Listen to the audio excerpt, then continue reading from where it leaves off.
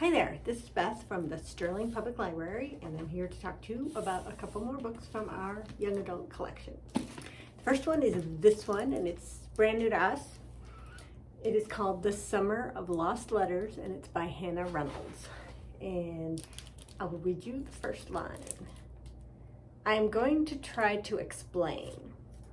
So, this book is about Abby, who's the summer before her senior year, and her grandmother has just died, and they just received this packet of letters that they found in her grandmother's things, and they're love letters, and they're from some rich boy who lives on Nantucket. Well, as far as Abby and her mother know, her grandmother's never even been to Nantucket. All they know about her is that she's a German Jewish girl who, because of the Nazi persecution, was sent to the United States when she was about 5 by herself. And she was taken in by a Jewish family living in New York, and she grew up there. So they don't know anything about this. And so they read through these letters and they're like, what's going on? Well, Abby is very interested. So she finagles away to spend the summer on Nantucket Island because she wants to do some more digging.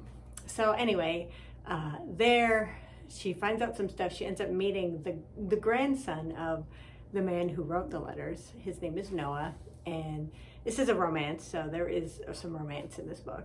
I really liked this book a lot. I loved the premise. I thought it was super interesting. I do have some Jewish background, so it really kind of resonated with me. I thought the history was really interesting, but I liked the family dynamics in this book, both in Abby's family and Noah's family.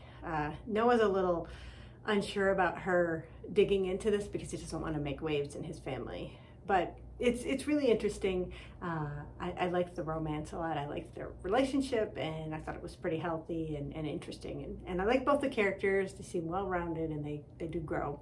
The other thing I liked about this book, which is not something that usually sticks out to me, but I did notice, I really liked the writing. She's got some really fun metaphors in this book that I actually kind of giggled about. Anyway, that was a really good one. The other one I want to talk about is an older book, and that's this one.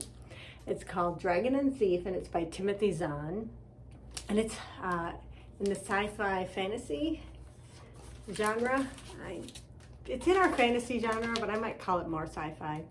Anyway, the first line is, Dracos, come on, Simbi, shake a scale.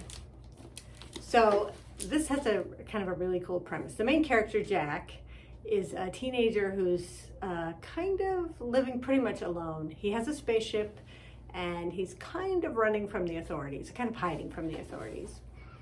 And Dracos, the dragon, is a really interesting species.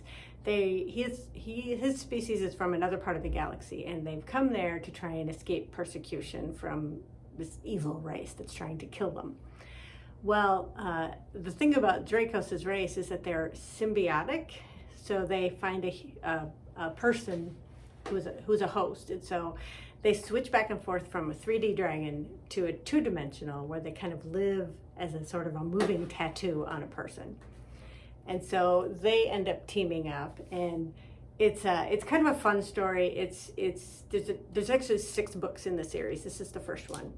And so there's an overarching story about this race that's trying to wipe out Dracos' people, and they're now in Jack's part of the galaxy. So, so there's an overarching theme about that. But each of the 6 books has its own little story, and they all end nicely. So it's not like cliffhangers, but really fun, lots of adventure, very fun, fun series. I really liked him. We only have the first book, but you can, if you do get it and read it, you can get the other 5. They're on Hoopla, and you could get them through interlibrary loan. So this is another good one, and I hope you guys have a good week and keep reading.